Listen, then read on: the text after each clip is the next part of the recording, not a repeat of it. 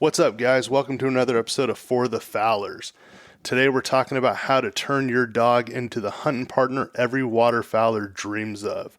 Joining us today, we got a good guest. We got Richard Gebhart of Royal Gun Dogs based at Hastings Island near Rio Vista, California. Richard is the retriever trainer who helps hunters build steady, confident duck dogs.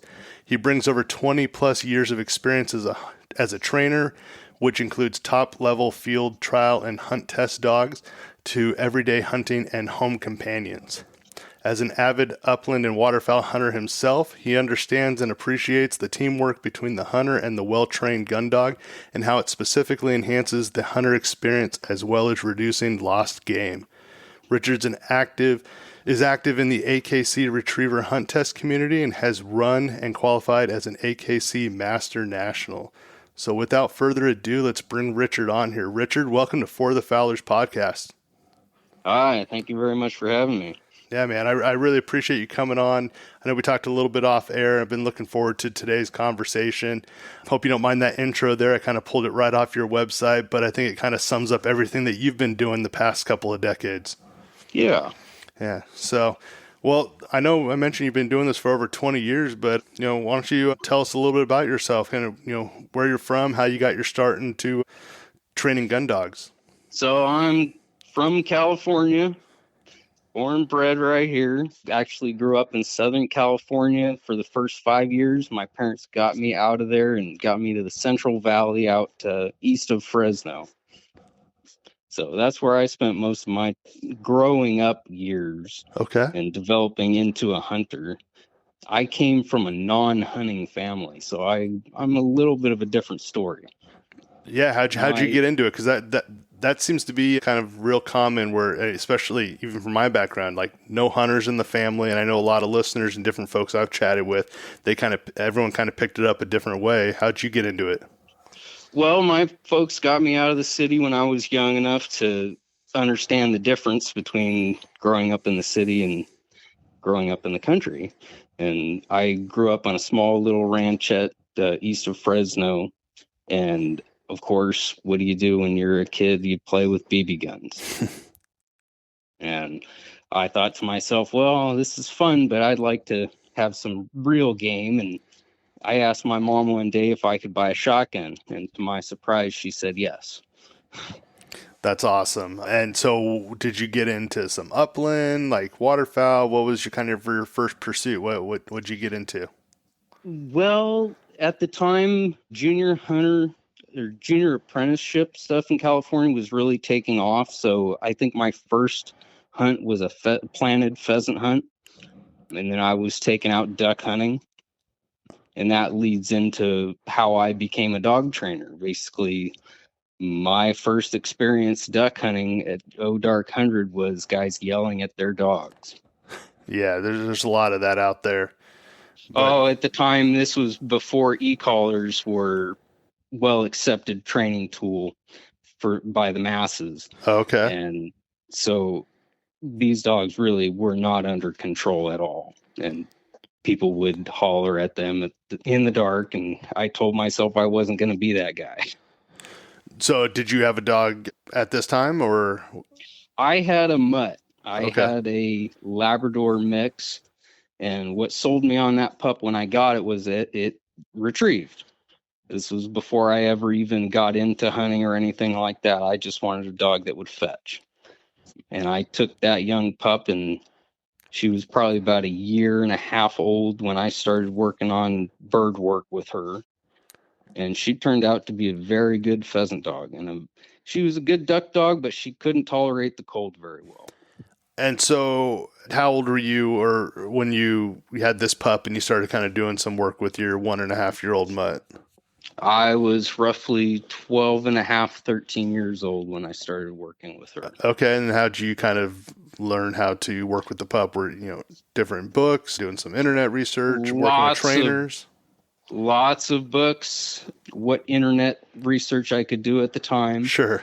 There was very little online in those days. But reading a lot it was number one as far as developing myself as a trainer. Number two, I had someone locally that my mom worked with that trained dogs professionally. Okay. That's how I ended up getting my first purebred lab. Oh, very cool. So, and kind of, Basically, I found out that my young dog was going to plateau very quickly in her training ability, and I needed a clean slate to work with. sure. And what kind of inspired you to, take, training to the next level and eventually kind of be like, hey, this is something I want to do as like a career? Talk a little bit about that. Well, that leads into the hunt, test, and field trial games. Okay. Basically, through my reading, it became very apparent that the top trainers were all playing the game of field trials. And sorry to cut you off, but like for some of the listeners that might not be familiar with that, can you kind of explain a little bit about, hunt tests and field trials and what that all maybe not entails, but what kind of is accomplished through that? Well, think of it this way. Field trials are a demonstration of a dog's trainability and usefulness in the field. But just like with cars, dog field trials are far beyond what you ever anticipate needing in the field duck hunting. Okay. So think of your field trial dogs as your Formula One race cars. And I think of hunt tests as the NASCAR, and then your regular hunting dogs as your daily drivers. Okay. That's the way I explain them to people, in that you don't need a field trial dog, but having that sort of lineage in the breeding is a good thing to have because it demonstrates the trainability of the dogs in the past. Okay. No, that's awesome. And I, once again, talked a little bit offline, and for the listeners out there that can kind of think back to one of our earliest episodes when we had my good buddy Charlie, aka Chuck, on, we talked a lot about his dog Pepper, and his dog Pepper went and worked with Richard, and I think still does from time to time. And don't quote me, but I think she has some junior field trial awards and different recognitions. Hunt tests. Okay. Hunt tests. Yes. Okay. So think of it this way. A field trial is a competition where there's a first, second, third, and fourth. A hunt test is not a competition between dogs. It's basically you competing against a standard. Got it. You have to perform to a certain level in a consistent manner in order to pass or qualify. Got it. Okay. Well, sorry, I know I cut you off there, but you were talking a little bit about how you got into this professionally, and you were, talking a little bit about how hunt tests and field trials came to be with you, but go ahead. Yeah. And so I found that majority of the top quality trainers were playing in the field trial game, and through the reading, it became very apparent that it was a rich man's game. Okay. And so I thought to myself at a young age, well, the only way I'm ever going to be able to play this game is if I do it professionally. Nice. And so what sort of training or certification, what kind of goes into becoming a professional trainer? In this field, it is a lot of experience, a lot of reading, a lot of hands-on doing. Mm-hmm. Just going out and talking to other trainers, getting on-the-job experience, working for somebody, training as many dogs as possible. Yeah, it's interesting kind of when you mentioned working for someone. When I was looking through your profile, it almost looks like various like apprenticeships, if you will. Like, I don't know if that's what you would call it, but, just where you kind of go and you looks like you have a handful of mentors that, with each person, you kind of learn something new and it kind of rounds you out as an overall dog trainer. Yeah, and for me, my journey started with when I was about 15. I wasn't able to drive. I had to have my mom drive me to Madera to meet a trainer and meet up with him to take me to his kennel. Okay. It's all about talking to people and learning the ropes. Everybody's got a different style. Yeah. And there's more than one way to skin a cat for sure. Absolutely. There's more than one way to train a dog, but in reality, it all comes down to fundamental work. And by and large, the way we train dogs today is primarily Rex car methodology. Okay. Right on. Well, I know for this episode, there's no way that folks are going to be able to listen to this and totally learn how to train their pup. But really, kind of what I wanted to do here was just kind of pick your brain a little bit. And I figured this probably is a great time to do this episode. One thing I always know is it seems like this time of year, not everyone, but a lot of folks seem to get, maybe a brand new pup for Christmas or a new family dog. And, mom or dad wants to end up, taking it out into the field with them that following season. And, I just kind of would love to talk about, training and development, whether it's puppies or even, older dogs too. So if you're good with that, we'll just kind of jump into some of the topics I was going to chat with you about. Okay. So, I mentioned kind of puppies, and, when I think of that, I kind of think of, we get those labs at, maybe 8 weeks old. And I'm sure you work with all different types of pups, but I think the majority of us in the waterfowl community mostly work with Labrador retrievers, but I know there's other breeds that get out there. Yeah, I'd say a lot of Goldens, but I'm sure you do some stuff with some pointers and different pups. But I guess my first question would be is, when we get that pup, we bring them home. What should someone do the first week that they bring home a puppy? Number one most important thing when you first bring home a pup is to have a crate ready for them to sleep in that night. Okay. And not a full-size crate, an actual small crate that is just larger than the puppy. Basically, you want them confined enough to where they're comfortable and not inclined to defecate on themselves. Okay, and what's kind of the thought process there?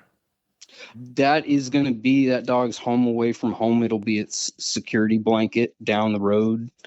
Later on, you're going to leave the crate open and not be able to find the dog in the house, and they're going to be in there sleeping. It's kind of more to just kind of keep them, like, I guess all of the above, but kind of out of trouble, get ready for transport, different things, or? Yeah. Well, you have to understand dogs are denning animals, so they kind of like having their own place. Okay. And so it's natural for them to go in something. Okay. And what about, for those folks that, maybe, they use the crate, but, that dog's just in there crying, whimpering, scratching, wants everything to, unfortunately, that is usually how it goes the first night or two. Yeah. You just have to endure through it. Usually most labs are pretty easygoing in that they'll scream the first night and that's it. Some of them take a few nights, but it's usually fairly quick. I have had clients tell me that we could not crate train our dog at all, and I had to give them the benefit of the doubt, and we eventually got the dog crate trained. Yeah. Okay. What about, obviously, first, God, it's been so long since I've had a puppy, but I'm trying to remember at least like the first month or so, until they, they get their shots or however each family or each owner decides to, raise their pup. But, talk a little bit about like, when should you start with like obedience skills and, doing different things to kind of, socialize the pup, because I don't know if it can possibly derail any sort of future training you may have in mind, or especially if they want to send them, out to you down the road. What about things like that? The biggest thing I tell my clients to do to prep their dog for training is to make them drag a leash. Okay. It's something small, but it's profound. It preps them because the leash gets snagged on things. The dog learns that, somebody's not pulling on me all the time. My rope just got snagged on something. Okay. It learns them to be a little bit more giving on the pressure from the collar than if you were to hold the leash all the time. Interesting. That makes sense. And I'm curious, kind of, obviously we're talking about, gun dogs and bird dogs and whatnot. I remember when I got my first pup, going to kind of do the pick of the litter with my breeder at the time. And, I'm out there kind of like a pheasant feather on a string, kind of seeing which dog was the most birdy, most interested in it. But, talk a little bit about the intro, of birds and, water and stuff like that. How early should, you introduce your pups to water and decoy and maybe even, birds? What about that? So As far as birds, I like to wait until they're at least 4.5, 5 months old Oh, okay. for live birds. Okay. Dead birds, you can introduce them very young. And And I why say is that? that Yeah. I well, dogs go through a second awareness stage around 4 to 4.5 months where things that are in their daily life all of a sudden become aware to them. The biggest example people give me is the trash can in their kitchen. The dog will come around the corner one day and just bark at the trash can that's been there their whole life. Okay. And you want them to get through that stage before you introduce live fire and live birds. Yeah, so I was curious about that because then we probably getting out of the puppy stage and maybe now we're talking about as we start to think about developing them into a duck dog. What age is the dog usually when you start can actually do like some specific training towards pursuit of game and getting out in the field with their handler? When is that normal? Well, so bird work and gun work starts at 5 to 7 months of age for me. Okay. But for the person training their own dog, it starts with obedience as young as 3 months. Okay. So I highly encourage people, if they plan on taking their dog to a trainer, to work on obedience before you take it to the trainer, because it makes our life a lot easier if they have some basic foundation. Yeah, so I was going to ask about that. So is like the earliest that you guys at Royal Gun Dogs, or maybe just trainers in general, is it normally around 3 months? Because explain to me a little bit about if you were to go through a breeder or some sort of. I don't take dogs that young. Okay. That's just me. I want to wait until they're 5 months old. Okay. There are other trainers that do puppy development stuff, but the way I look at it is that time is better off spent socializing in the home, if possible. Okay. Now, Yeah. there are people that aren't able to raise their dogs and need somebody to take care of them while they're young, and I understand that situation, but Yeah. for the most part, they're better off in home being around the family. Okay. Now, in your experience, and how often do you see, if you're getting dogs between 5 and 7 months that just there was no real work being done at home, or I don't want to say like obedience, but you're maybe having to break bad habits, when they come and see you. How often does that happen? Usually, the bad habits are not. Jumping is the number one bad habit that I have to deal with. Okay. But outside of that, the number one or second thing is poor socialization. And I now, have to tell people that you need to be able to manhandle your dog before I get them, because if I can't pick up your dog, then we're going to be doing socialization for the first week rather than birds. yeah, and when you're talking about socialization, you're talking about just with obviously like other humans, other dogs, just life Mainly outside other the house. humans. Okay, all right.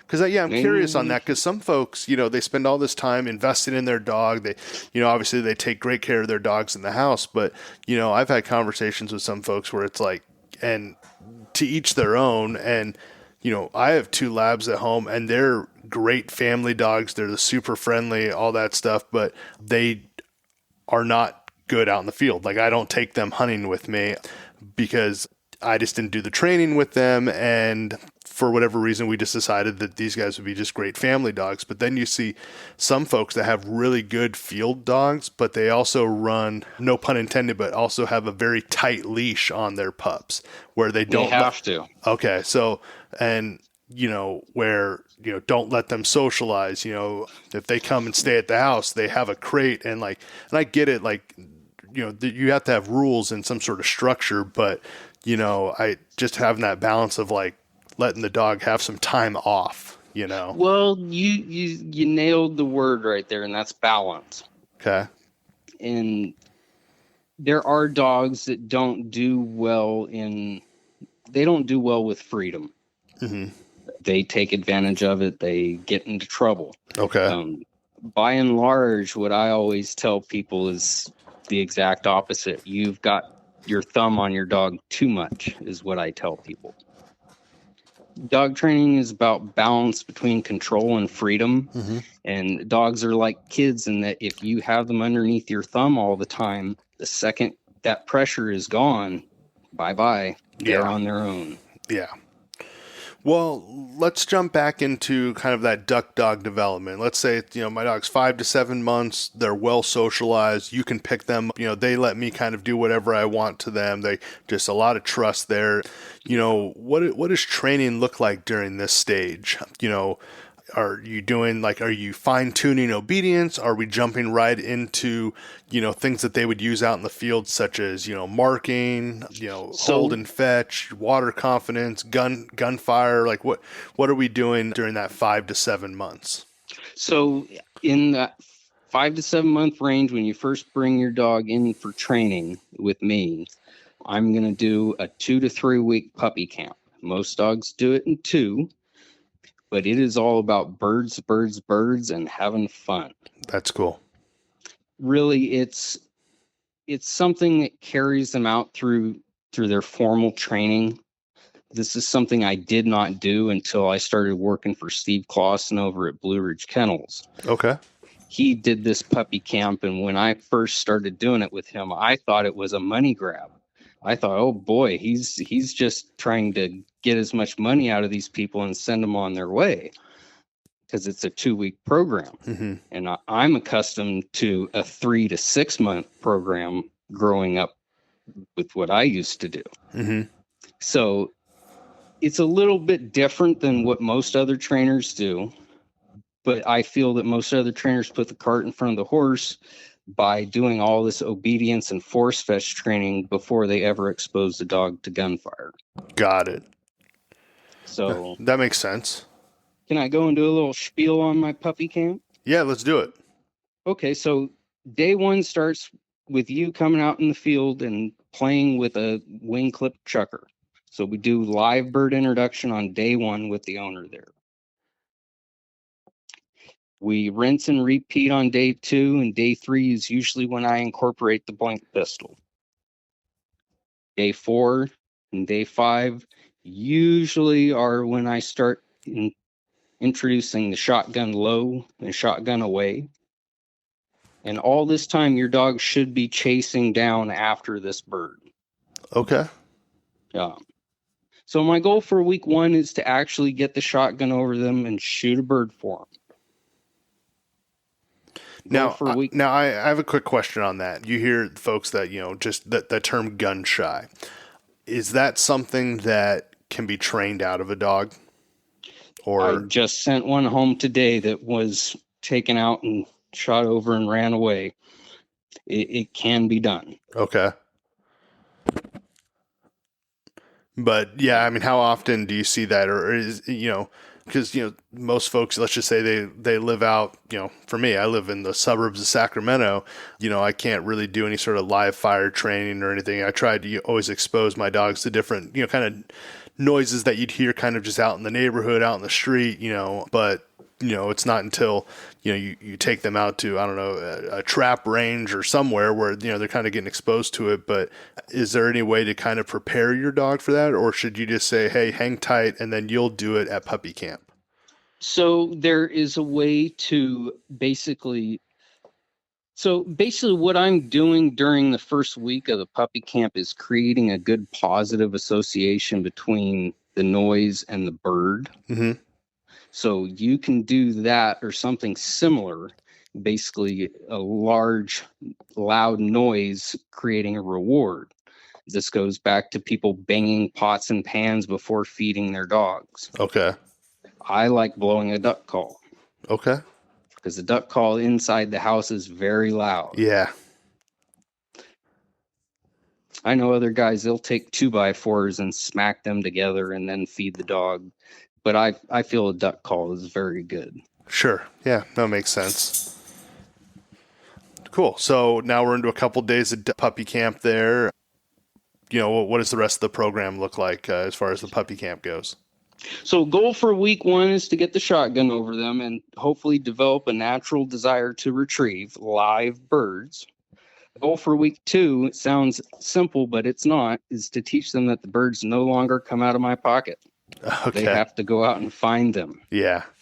So at the end of a 2 to 3 week camp, you don't have a finished dog by any means, but you have a dog that knows the basics of what its job is, which is the birds are out in the field. I go find them, produce them. He shoots them. I bring them back. Okay. It sounds very simple, but it's something that a dog needs to learn before you take them out hunting. Mm-hmm. Otherwise, it's going to be on the job training in that respect takes a lot longer and it may not be successful. Sure. Really, I want my dogs excited about birds before I ever take them out into the elements. That makes a ton of sense. Last thing you want to do is to take a puppy that is not overly excited about birds out into a cold duck blind and shoot over them. Mm-hmm. Odds are they're not going to like their experience, even though they did have fun chasing that bird down. It wasn't the highlight of their day. Yeah. Yeah. Unfortunately, we hear too many examples of that happening. And honestly, if I were to rewind, 6, 7 years, that's very similar to probably the experience that I had with my oldest pup, and it's easy to say gun shy and all that. I mean, she's obviously extremely birdy, loves birds, all that. But to your point, the overall experience, right? Mm-hmm. So that makes a ton of sense. So, let's fast forward a little bit. So we're through puppy camp, the 2 weeks. At this point, do they go home? Can you on to the next step? Like, do you recommend a little break in between camp and maybe when training picks up again? That's entirely up to the owner. Okay. I'm flexible on that. But what I always warn people is that we dog trainers have a saying that dogs get out their notebook and start making a checklist of what their life is at about 9 to 11 months of age. Okay. And if you don't have things on there like birds, the shotgun, force fetch, and obedience, it can be a little bit harder to incorporate in their life later on. Yeah, I get that. So let's say I said, hey Richard, let's just keep it going. My dog loved camp. You said she did really well. Let's on to the next step. So what does that look like? So after I'm done with the puppy camp and I know we have a gunner, a gun dog, then we start informal obedience. That usually takes me about anywhere from 10 to 21 days of obedience before I start working on force fetch. Okay. And what are you doing during that level of obedience training? Very basic hear, heel, sit, kennel. Okay. I don't teach my dogs to lay down until the last 2 weeks of a 3-month program. And how come? What's that about? Laying down is a submissive position. And so if you teach your dog to lay down too soon, that'll be their go-to response. Okay. Ultimately, you do want your dog to lay down because he's going to be hiding in the blind with you. Sure. Yeah, that was going to be my question, but I know you said you'd do it the last couple of weeks, so I knew eventually you did it, but that was going to be one of my questions. Yeah, it's a submissive position, and people always ask, well, why is that a problem? Mm-hmm. And it's a problem because, well, number one, I get dogs from time to time that have been through puppy camp or puppy obedience classes, and they do heel, here, sit down, stay. And I tell the dog, come here, and the dog will come to my side and lay down. Mm-hmm. So that's just too much repetition of the same routine. Yeah. That's number one. Number two, and this is more important for a dog that is going to be doing blind retrieves. When you start blowing a sit whistle for your dog out at 100 yards, the last thing you want them to do is to lay down on you. Okay. Because you can't see them and they can't see you. Yeah. Okay, so we're through obedience training. So let's just say 2.5 to 3 weeks there. So you call me as the owner and say, hey, we're still on track here. Pup's doing great. What does the next month or so look like? Next 6 to 8 weeks entails force fetch. I know that sounds like a long time, but to do a thorough job these days, that's pretty much par for the course for most bred dogs these days. Okay. Occasionally, from time to time, I get a dog that does force fetch in 2 weeks, and I call the owner immediately and say, hey, do you want to have hand signals in this dog's repertoire because they're a good student? Mm-hmm. And 9 times out of 10, they would like that. Yeah. So, and I know we're not even through your program yet, but if I'm thinking about it, we got 2 weeks of puppy camp. Let's just call it on average 2 weeks of obedience training, 6 to 8 weeks, if I heard you right, of force fetch, right? Yep. So we're looking at, so what are we at? 2 to 3 months right now?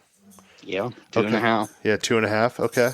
And if we keep going, what's after force fetch and hand signals and all that? So and how often is the owner coming out, or do you recommend the owner comes out and works with you, the pup? Do they come out on weekends to kind of practice what they learned all week, or hey, is it kind of, hey, stay out of here, we'll call you when it's time, or what do you? I'm fairly flexible, and it's really dependent upon the dog's demeanor. Yeah. If I have a dog that is doing really well, has a high demeanor, I want you to come out and see the dog's progress as much as possible, because you need to learn how to handle the dog. Because if I'm having fun training it, you need to basically learn how to work this tool, because they're going to be a good one. Yeah, because I guess that's kind of my question is, and maybe at some point during your program they'll come out, but sorry, both dogs are over here shaking around. If you're working on the hand signals and all the different commands and stuff, I'm sure it's equally as important that you train me as well, or how does that work? When it comes to hand signals, I can train you much better after the dog has completed their basics on hand signals. Okay. If they're learning, I want to be the one handling the dog, because you will not be timely in your response. Yeah. That's the biggest thing I deal with when dogs start handling, is people are too slow to respond, and when they give a cast, the dog goes the wrong direction and they hit the collar, the e-collar. Sure. And give them a correction, and I have to tell them, no, you can't do that. The dog is still learning. Yeah. Okay. So after force fetch, I think you said 2.5 months in. What's after that? After force fetch for a basic waterfowl program, we're then going into basic. Well, I have to include that force fetch includes a water retrieve, not just on land. Okay.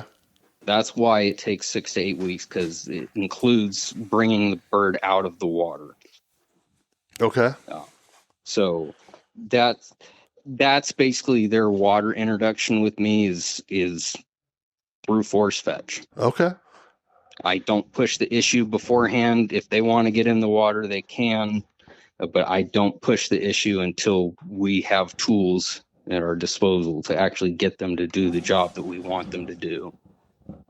Got it. I may have to get my waders on and get in there with them, but I'm going to get it done. Yeah. And then obviously after retrieving, what else do we have going on? Basic hunting scenario introductions. So introductions to decoys, introductions to dog hides. They're going to have an exposure to dog stands every day throughout their 3-month program. Yeah. So when you meet with your clients, do you I don't want to say you're training cookie cutter, because I know it's not, because every dog's different, but is your program for waterfowl kind of set in stone? Or if you say, hey, I mostly hunt rice fields, we don't really spend a lot of time in the marsh, so they're not going to necessarily be up on dog stands. They're going to be more in dog hides. Can you gear your training more towards that? Or is it kind of like, hey, to well round your dog, we want to train them to be up on a stand in a marsh, or down, 30 yards down the check in a hide, It's the latter. You want them to be versatile. Yeah. Okay. It's one of those things where I think I'm jumping ahead here, but it all starts at your side. Okay. You have to be able to get a dog that works with you at your side before you can get any sort of control out away from you. Mm-hmm. So with steadiness, I have to have a dog that'll sit next to me before I ever put them on a dog stand and expect them to be steady. Makes sense. Yeah. Uh, So we're into kind of our hunt scenarios and different things. All right. Can I come get my dog now, or what else do we got? Well, I did include e-collar conditioning in there. That's included in your basic obedience. Okay. So your dog will be e-collar conditioned through that. Once we get past the basic introductions of the hunting scenarios, then we actually start throwing more birds. So actually throwing marks. So I have kind of like a novice question is like, I understand like the e-collar conditioning totally makes sense, but I've also seen some pups where they, and I don't know if it's the same, meant for the same purpose, but you give the dog the command to go out and get the bird, they're sitting steady, whatever the word is to release them, they go out and get the bird, and maybe they're a little off or whatever. So I see some people hit like a little double whistle or something, and then the dog looks, and then you kind of do the hand signals and whatnot. So is that kind of the same thing when it comes to an e-collar, where like, you can, there are different ways to get the attention of your pup, or do they serve different purposes? No, an e-collar is a corrective tool. Okay. Basically, it's using negative reinforcement to basically get the dog to do a trained response. Okay. Not teach it, but to get them to respond to a known response. Got it. Okay. Okay. So one thing people all the time tell me, oh, I have a collar on my dog, but I never use it. I'll use the tone, or I will use the vibrate. Mm-hmm. And if they don't listen to that, then I'll shock them, and they always listen. And I laugh. I say, okay, so your dog doesn't know how to shut the e-collar off. Mm-hmm. And they go, what do you mean? Well, your dog's natural response to the collar is to come back to you. Mm-hmm. It's fight, flight, or freeze is the response. And there's a flight from it, and they're going back to a secure location, which is you. Yeah. And what is their response normally? They get a little flustered, and then I explain to them that you have to teach a dog how to shut it off. You have to show them.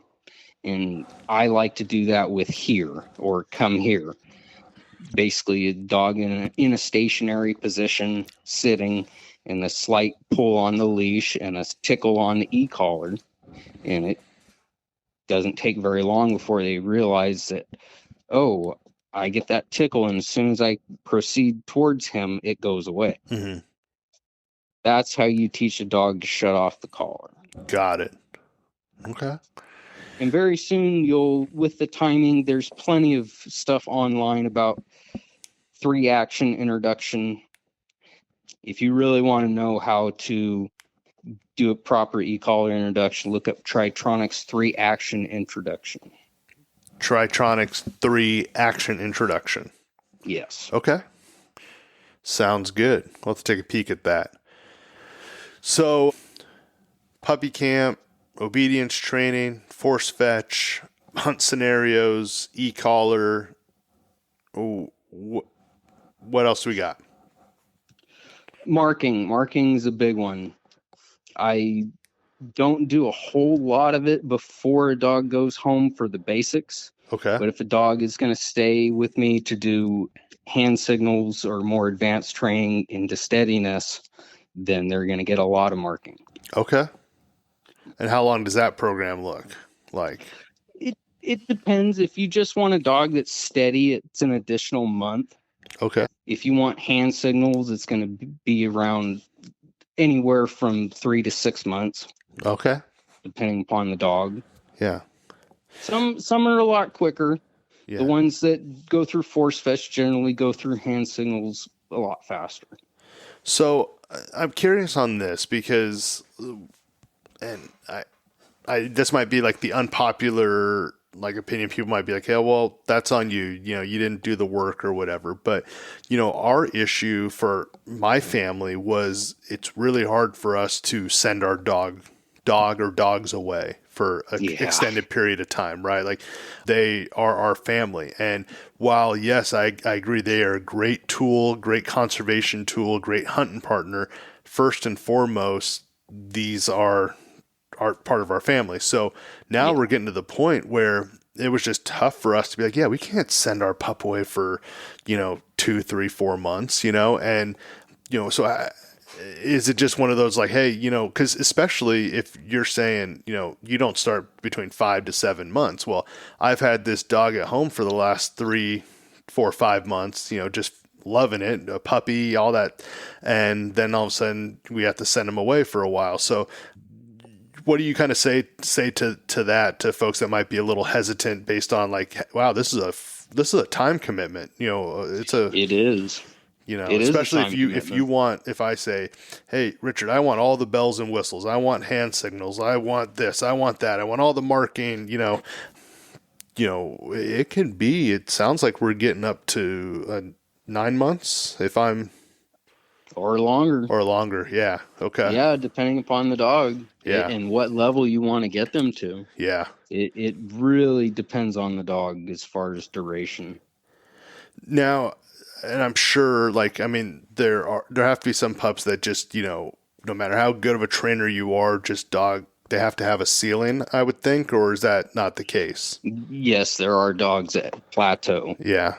What do they call it? They plateau. Basically, they peak at their maximum potential, and if you push them farther, they're just going to fall off a cliff. Yeah. So let's take it back then. So let's say I have a puppy or a dog that's less than 1 and, just a regular weekend warrior waterfowler.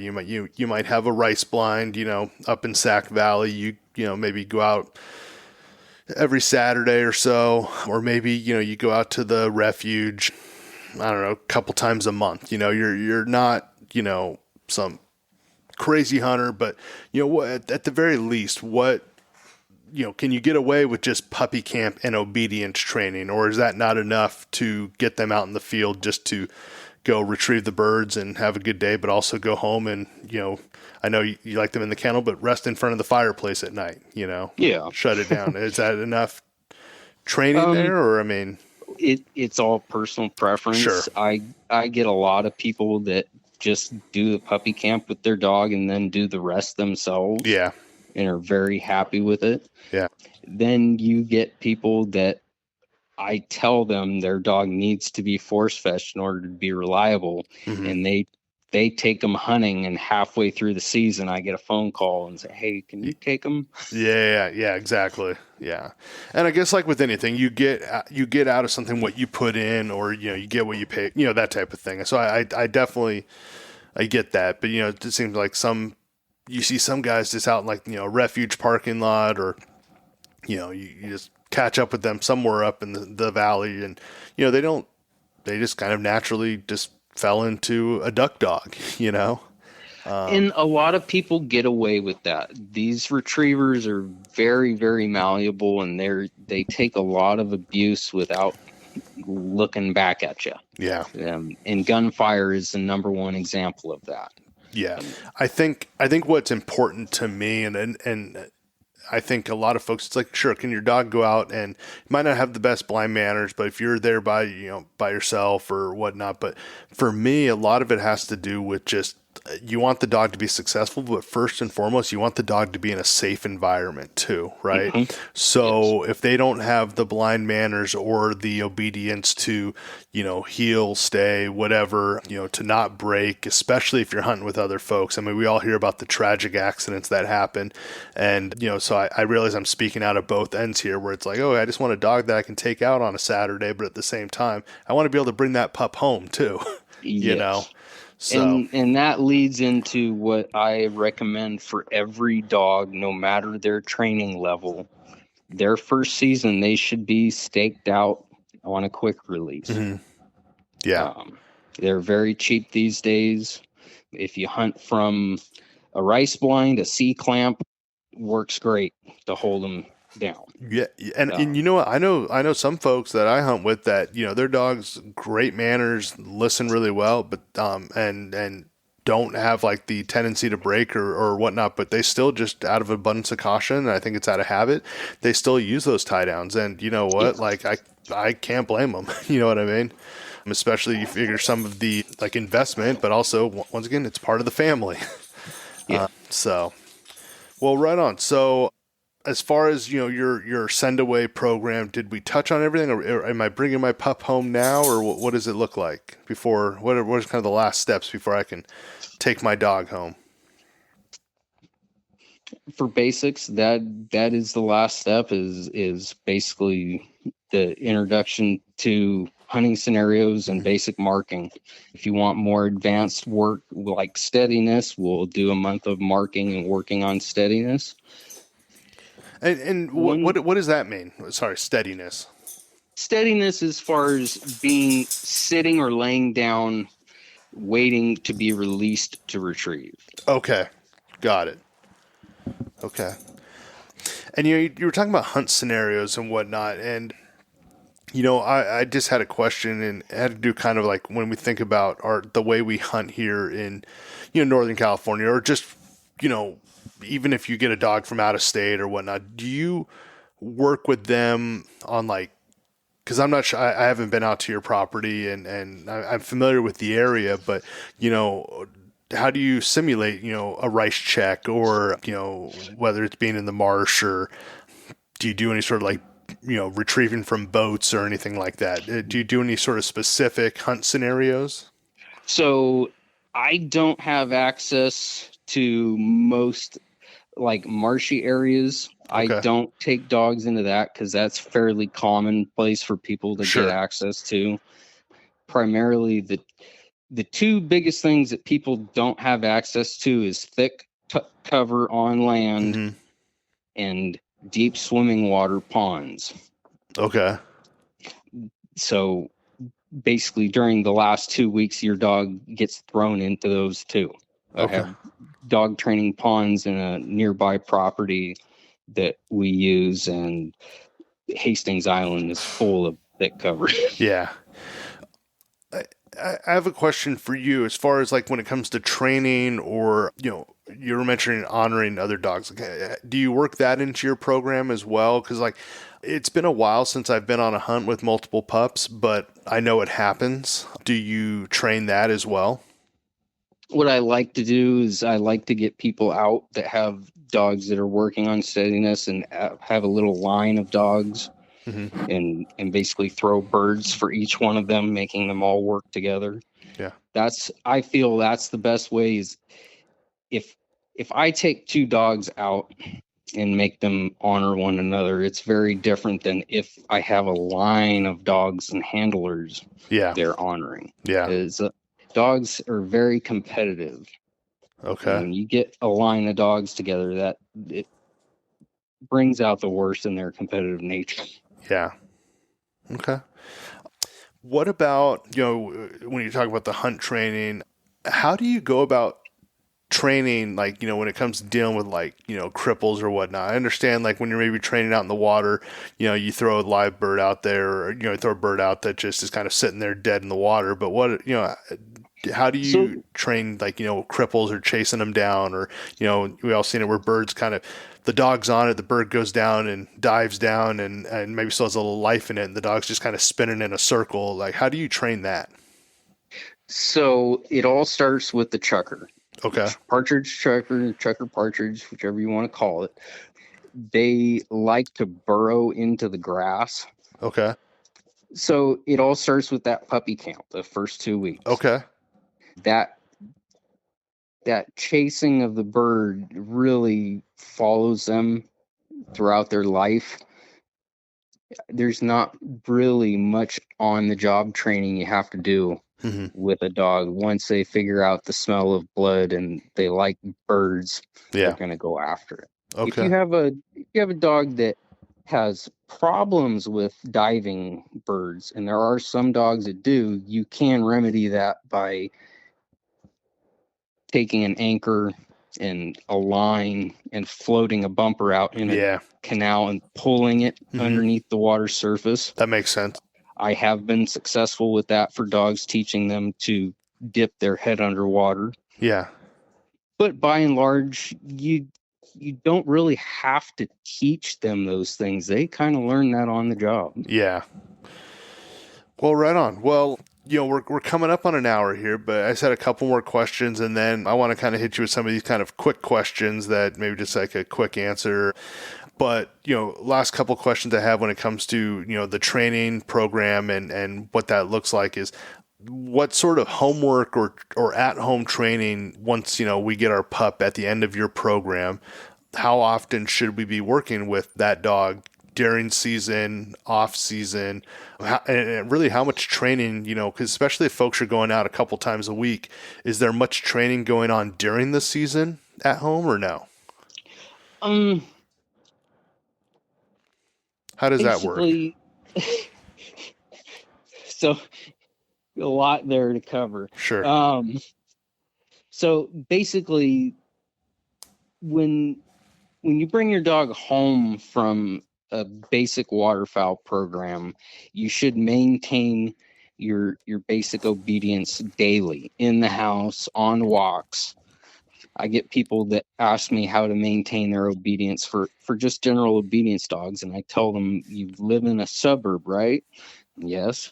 Well, that's your job, is to take your dog on walks that are structured. So you make your dog heel with you across the street and sit at every edge, every corner, and then let them go about their business in between. And essentially does two things. It maintains your obedience, and it also teaches the dogs not to enter the street without you. Yeah. That's a very simple thing you can do to maintain your obedience. As far as duration,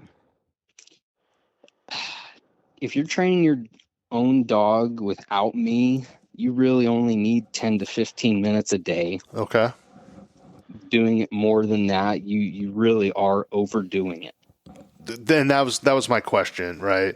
I understand repetition and all that, but to your point, at what point are you overdoing it? That was really what I was curious about.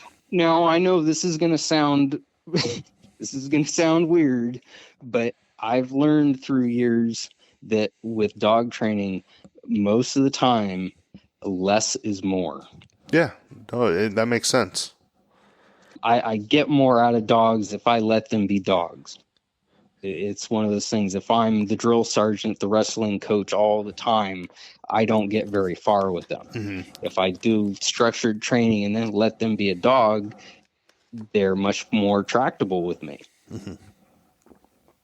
What about, I know you said less is more, but now I'm kind of thinking off season. Like what about like tune-up programs? Like, hey, a season's gone by and either A, everything worked out the way that you and I had intended, or B, like, hey, there's something that, just maybe some finishing or whatnot. Like, do you offer any sort of like tune-up programs or things where it's like, hey, they went through the whole 8-month, 9-month program with you, but they're still struggling with X. Do you offer any sort of that yeah, absolutely. Kind of program? Yeah, and that duration-wise really depends on the dog's level and the problem. Yeah. Most of the time, what people want after their puppy camp is they want the dog to come back to be more reliable in the blind as far as steadiness, and they want hand signals. Yeah. Okay. But steadiness is a big one. What I recommend is stake them out during the first season, then bring them back after the season, and we'll firm up the steadiness with live birds even more. Okay. Right on. Well, before we close out here, I just had a few questions that are kind of just real quick ones. I think this first one you may have already answered, but I'm curious to hear what you have to say about it. Let's say someone calls and says, hey, my dog breaks at the shot. How do I fix it? Is it as simple as just using one of those tie downs? I mean, obviously I know there's more training that goes into it, but does it start with that? Because you don't want to hurt the dog. Meaning, like, you got one of those, like, things, those just wedged into the check and they Yeah. break and all of a sudden their head snaps, you know what I mean? Like, or they bounce back. But, what's kind of I don't say a quick fix, 'cause I don't think anything's a quick fix, It's but not a quick fix. It comes into wearing two hats when you're hunting. You got to have your hunting hat and your dog training hat. yes. You always got to have your dog training hat in your backpack ready to roll. Yeah. And that's essentially what you have to do is take the hunting hat off and put your dog training hat on and put the gun down for a little while Yeah. and work your dog. Okay. Got it. No, that makes sense. And now, is this something that, you just kind of work on during the hunt, or you're like, hey, you know what, we're going to practice this at the house, or it's like, hey, I got to give Richard a call, or is it can it be all of the above? All the above. Yeah. Do what you can in the moment. If you're not able to be successful just by switching hats, then you may need to work on training at home or seek professional help. Yeah. We didn't talk too much about this one during your training program. I have experience with this where, you're out and, maybe it could be a young dog. Heck, I've even seen some older dogs where, especially early in the morning, we're sitting in the blind, birds are starting to fly. They see us getting all excited. We're our eyes to the sky, and the dog's just whining a lot and whimpering, and just, as the day goes on, they settle down. But, it's just like, hey, quiet, because it's pretty loud in the morning. And then, just the other day, one of my buddies, he was kind of, happens quite a bit where, the dog's out on a retrieve, and as it's, maybe chasing down a bird or heading out there, he's barking the whole time while swimming. So, and I mean, once again, quiet morning, that sound can travel through a pond, and, anything that, we're thinking that might be in the area is, heading out, because that pup's letting, the whole refuge or field know, hey, we're out here. So is there anything that can be done with that? Whining in the blind, you can go at it directly with a pinch collar. Okay. I do not recommend using a shock collar to deal with whining in the blind. Okay. Some dogs, they're responsive to the e-collar, and you'll find out really quickly. But most dogs, when you hit them with the shock collar, it only makes them noisier. Okay. Yeah, and a lot of times there is like that other yelp, and then to your point, the pitch seems to pick up a little bit. Yeah, it increases their anxiety. Yeah. It doesn't seem, it's not a cure-all for sure. Yeah, and it's tough because, like I said, it's with my experience with these pups that I'm thinking about. As soon as they get a retriever or two under them, they've settled in, right? And now they're like, okay, it's on. But it's like, how do we start that way, right? So, especially with your foundation work. Yeah. Obedience. Yeah. And then this one, I'm actually curious for myself, and I'm curious to hear what you're going to say, because you mentioned that kind of 9-month checklist, or, the task list that dogs are, accustomed to. Can older dogs still be trained? And when I say older, I'm thinking 2, 3, 4, 5 years old, Well, other dog trainers are going to hate me for saying this, but yes, they can. Okay. I had a dog, Sparky, who was, I don't know, I think 6 or 7 years old. Yeah. He came in, the owners won a raffle and won a free week of training. And they wanted me to work on fetch, and I told them I couldn't do much in a week. And they said, okay, well, we'll pay for a second week and see what you can do. Yeah. Well, to my surprise, I got that dog picking up a bird in 2 weeks. Nice. And he was not picking up birds at all. And he delivered to hand. And I told the owners, I said, I didn't think this was going to happen, but it did. Yeah.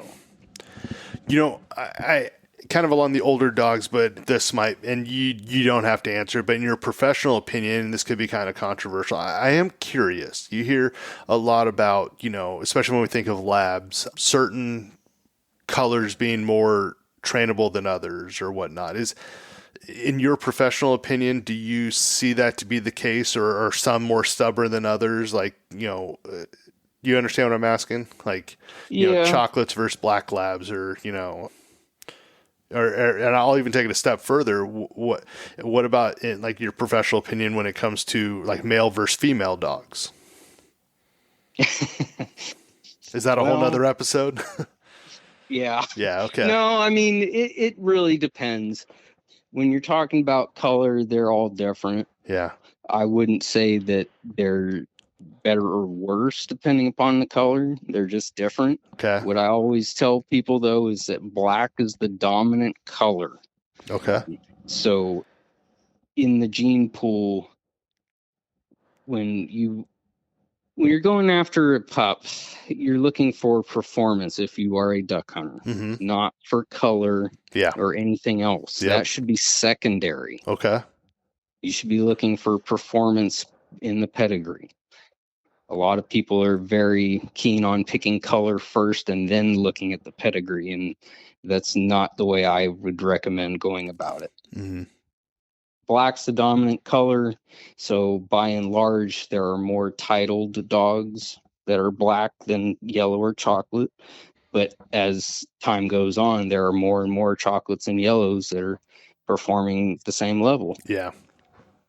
Now, what about that? Makes sense for color. Just can you give me a quick answer on male or female dogs? Well, only drawback of having a male dog is they pee on things and they like to fight. Yeah. The only drawback of a female dog is that if you have a dominant bitch, she's going to want to fight too. Yeah. So it's not saying, oh, you should just get one to resolve that issue of fighting, because you can have one that's dominant. Yeah. Yeah, it's been interesting because, my experience when it comes to male or female dogs is it's not so much with the training, but especially when it comes in the waterfowl community, you see different places, like different clubs that might have different rules for, male, female dogs. Obviously, when you go out, you hear all the time where, folks are going to go out to a blind together. Oh, I'm going to leave my dog in the truck today because, just to avoid any sort of conflicts out there. Right. So that makes a lot of sense. Yeah. Well, right on. Well, we're going to wrap things up. Is there anything that we missed? I know we can keep talking forever, but kind of the things we touched on. Well, I'd like to answer your last question. Which one's that? Oh, yeah. Your top tip? So for the listeners out there, if you're listening and you want your dog to be rock solid by next season, I mean, I know we're in the middle of this season, but if you want to be ready to go by waterfowl season 2026, according to Richard, what are the top 3 things they should start today? Number 1 is get a game plan, aka birds. Number 2, build a strong foundation, otherwise known as obedience, and force fetch. And number 3 is let the dog determine the pace of your training. And I go into this with a Rex Carr philosophy in that if you train for momentum, perfection will follow. So don't go into training thinking that your dog has to be perfect before you move on. Yeah. No, that makes sense. And honestly, that last piece right there was like letting the dog dictate, how'd you say it? Dictate kind of like the flow, not the flow, but the pace. The pace, right? And I think that's important because I think, obviously the conversations I've had in my house is like there's been concerns about like, well, what happens when we send the dog off? Because once again, we love having that family dog, that kind of unique, quirky personality that we have with my chocolate lab and my black lab here. But at the same time, I think that it comes down to just the style of the trainer, and that's good to hear that, that's kind of your philosophy there. So, well, right on. Well, yeah, if there's nothing else, man, I really want to thank you for coming on, Richard. And, for any of the listeners that are interested in getting a hold of you, what's the best way? Do you recommend Instagram, email? Instagram, royal.gundogs on Instagram. Yeah. Okay. Or you can email me at royalgundogs@yahoo.com. Awesome. Yeah. And then I know it's a long program that you have there, but, just call year round or what is it? Yeah, it's on a rotating schedule. Okay. Perfect. Awesome. Well, once again, Richard, we really appreciate you coming on, and make sure to check out his Instagram, Royal Gun Dogs, and make sure that you're following For the Fowlers on Instagram as well if you're not, and continue to rate and review the podcast on Spotify, Apple. Don't forget we're on YouTube for the audio channel as well. And we will chat with you all soon.